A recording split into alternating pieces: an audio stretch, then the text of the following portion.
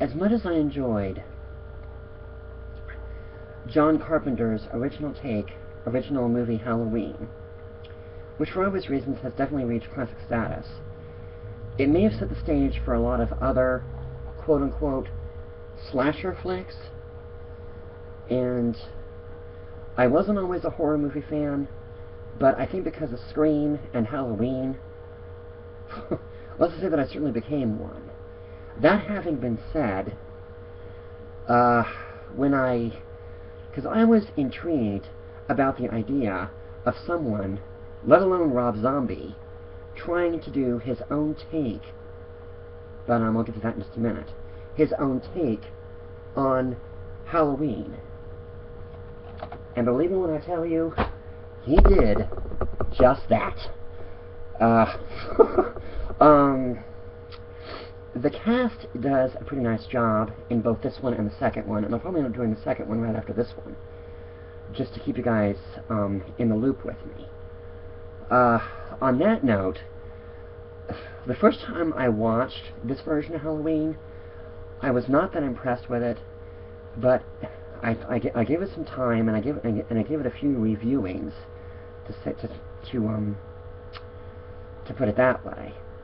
And strangely enough, it grew on me. It really, really did. And it was not like a bad weed either. The cast, for the most part, does a very nice job with very well-known characters. We have Malcolm McDowell as Dr. Loomis, who in some ways is a lot more bizarre, if that's even possible, than Donald Pleasence, who played the same character from John Carpenter's version. He does a very nice job in his form of Dr. Loomis, but so does Malcolm McDowell. There were certain things about Rob Zombie's take on Halloween that I kind of had some issues with. I've only seen the director's cut. I have not seen the theatrical of the original yet. But believe me when I tell you, that is going to be rectified.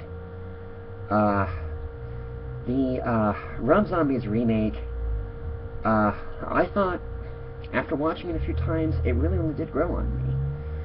And Scout Taylor Compton, who plays the adult Laurie Strode, I think she does a very nice job.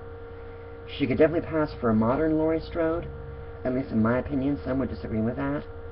But one thing I really admired about Rob Zombie was that originally he was going to... I mean, I don't know who all knows this, but here's some movie trivia for you. He respected John Carpenter enough to contact him and tell John, this is Rob Zombie, I would like to redo your movie Halloween. And John's like, no, Rob, make it yours. For that alone, I have a lot of respect for Rob, because he respected John Carpenter enough to contact him and practically ask permission. And when John told him that, Rob just took that idea and went with it, to say the least. Now, there are those who seem to feel that Rob Zombie ruined the storyline of Halloween and Michael Myers with his take. But once again, because of what I just told you, try taking it on its own merits. Don't make quite as much comparisons, although admittedly, with a classic this well known, it's kind of hard not to do that. That having been said, the actor that plays young Michael Myers, as well as the older Michael Myers, who you really don't get to see that much of his face in this one, we see more of him as a child than an adult. But the person playing Michael Myers as a child, he just gave me the chills. In some ways, more than John Carpenter's version.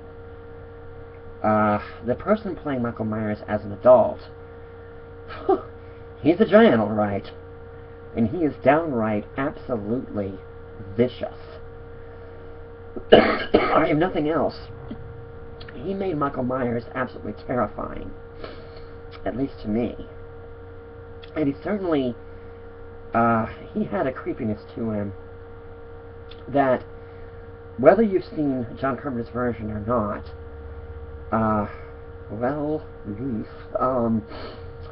this particular portrayal of Michael Myers, after a while, after a few reviewings, I really did start to like it. But just like any other movie, there's scenes in both this one and his sequel, Rob Zombie's sequel, that I did not care much for. But we'll get to those. We'll get to that in a minute.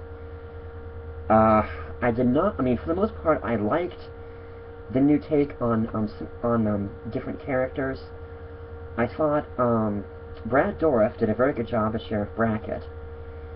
The person playing Linda, I thought I couldn't stand her, to say the least. I did like Danielle Harris, who played the newer portrayal of Annie, if for no other reason than she played in the 4 and 5 of the original Halloweens as Michael Myers' niece. There's movie trivia for you. She was in. Danielle Harris played Annie in both the first and the second version of Rob Zombie's Halloween, and to me, she did a pretty good job in both. But like I said, I'm trying not to do many comparisons, and I'm also trying not to mix reviews here. But apparently, that's more difficult than I thought it was going to be. That having been said, when Michael Myers escapes. When Michael Myers escapes from the penitentiary, let's just say he leaves a massacre of blood behind him, and to a degree carnage. That did not bother me. There are some characters that Michael Myers disposes of in this version, that unlike. I mean, there are people that tried to be nice to him, but apparently by the time he became an adult, because he was so withdrawn and so shut down as far as his emotions goes, he didn't have much left as far as as far as conscience goes. There were at least there was one particular person within the prison that tried to be nice to him. But in some ways, it backfired. That's all I can tell you. I'm actually looking forward to watching the theatrical version, because I saw the director's cut, and I'm actually hoping that the director's cut is not... actually, the theatrical cut, I'm sorry. The theatrical cut is a little bit easier to take, if for no other reason than I think Rob Zombie added some scenes that I felt were kind of, especially in the sequel, there were some scenes that he added that seemed almost a little too long-winded for me. In particular, with the second one, Laurie Strode's drive into madness, shall we say. Not that those scenes ruined the second one for me, they didn't. But in some ways, they seemed like, Rob, you really did not have to add all this to make the movie convincing. But there you go. Once again, it's my opinion. Like I said, I will be doing the review for the second one, possibly from right after this one. So just, if you're pardon the expression, stay tuned. Thank you.